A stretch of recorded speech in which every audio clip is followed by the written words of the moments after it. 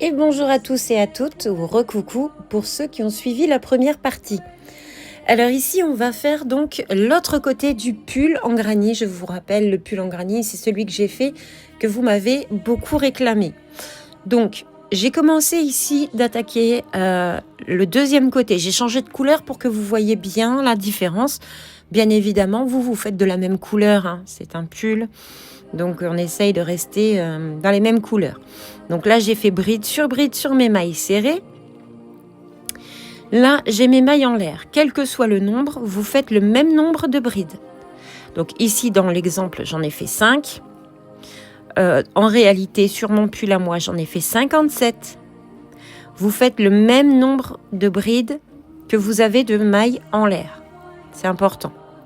J'ai fait mes 5. Je viens me repiquer dans ma maille serrée. Ici. Et je repars en bride. Hop, bride unique. À chaque fois, chaque maille, une bride unique. Sur chaque maille serrée que vous avez fait au rang précédent. Donc là, on prépare notre encolure en fait. Hein. D'accord ? Et on imagine bien que de l'autre côté, ici, on se situe au niveau du poignet. Donc, attendez. Je bagarre un peu avec mes fils, tout va bien. Voilà. Ici, on vient terminer le rang de préparation qui va jusqu'à l'autre bout. Alors, vous pouvez faire aussi des manches, Vous pouvez faire des manches 3/4, des manches courtes. Vous pouvez faire ce que vous avez envie. D'accord ? Voilà. Là, j'ai fait mon encolure. Voilà. Donc, ce que je vais faire maintenant, c'est que je vais attaquer exactement comme j'ai fait ici. Donc, je vais faire... Il ne me reste pas beaucoup de laine, mais je vais vous montrer quand même. Je fais exactement la même chose. Donc ici, j'ai commencé 4 mailles en l'air. Et ensuite, j'ai attaqué. Donc je vais faire la même chose. 1, 2, 3, 4 pour la maille de séparation. Je viens compter 1, 2, 3 dans la quatrième. Je viens faire 3 brides. Je prépare mon point granny, comme on a fait tout à l'heure sur la première partie. Hein, donc pas de problème là-dessus. Toutes les 4 mailles, vous faites un paquet de 3 brides et une maille en l'air. 1, 2, 3, 4. Et vous... j'ai plus de rose. Et vous faites donc exactement la même chose qu'ici. Donc si vous avez un souci pour faire ce rang-là, vous repartez sur la partie 1 que j'ai fait précédemment. Et en fait, ce qu'on va faire ensuite, c'est pas compliqué. Non. On va plier. Voyez. Le côté 1 et le côté 2, on va les plier. Donc, comme je vous ai dit, on fait à peu près jusqu'au niveau des aisselles, d'un côté et de l'autre. Et là, on va coudre. On va coudre tout simplement les manches. Donc, vous voyez, ici, moi, ma couture, elle est là. Ça fait un trait, mais moi, j'aime bien.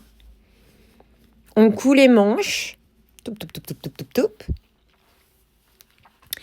de chaque côté, et on va laisser l'espace nécessaire pour faire le tronc. Donc, imaginons, bon, là, c'est très petit parce que c'est un échantillon que je vous ai fait. Imaginons, vous faites un double nœud pour joindre vos deux côtés, et vous allez reprendre là où vous en êtes. Par exemple, si vous avez un paquet de 3 brides, vous allez repartir avec 4 mailles en l'air et venir vous piquer dans le prochain espace pour faire vos petites brides. 3 brides, une maille en l'air, 3 brides, une maille en l'air. Ça dépend sur quoi vous vous arrêtez. D'accord ?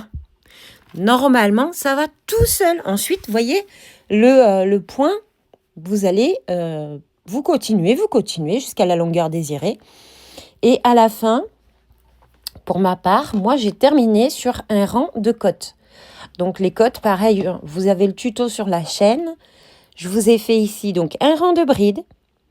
Et ensuite, j'ai fait bride avant, bride arrière, bride avant, bride arrière, bride avant, bride arrière, bride avant, bride arrière. Et ça fait des côtes. Vous voyez ? Ça fait un rendu joli. Ça permet de terminer un ouvrage avec une finition un peu plus travaillée. Si ça vous embête, les côtes, vous pouvez terminer tout droit. Hein. Là, sur le pull, par exemple, j'ai terminé les manches tout droit. J'ai pas fait de bord. Parce que ça me va très bien. Je trouve que c'est très joli comme ça. Et voilà. Si vous vous sentez pas, vous ne les faites pas. D'accord? Je préfère plutôt que vous vous bagarriez et que ça vous agace. Le but, c'est surtout pas de s'énerver. Voilà. Donc, voyez, et ici, donc on a le trou de la tête. On fait exactement la même chose des deux côtés, tout simplement. Et on a notre pull. Vous voyez, c'est simple. C'est vrai, quand je vous dis que c'est simple, c'est vraiment très, très, très, très simple. Voilà. Mais n'hésitez pas, si vous avez des questions, posez-les-moi, bien sûr. Je pense que le point granny, tout le monde sait le faire.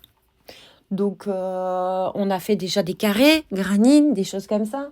N'hésitez pas à vous inspirer de ce fameux carré granny. Hein, le carré granny, c'est ça à la base. C'est ça à la base. Et bien là, on fait la même chose. On fait 3 brides, une maille en l'air, 3 brides, une maille en l'air, 3 brides, une maille en l'air. C'est la même chose qu'on fait pour les carrés granny. Voilà. Donc, je vous répète, si jamais vous avez le moindre souci, n'hésitez pas. Normalement, ça doit aller tout seul. Pardon. En tout cas, je vous souhaite un bon crochetage.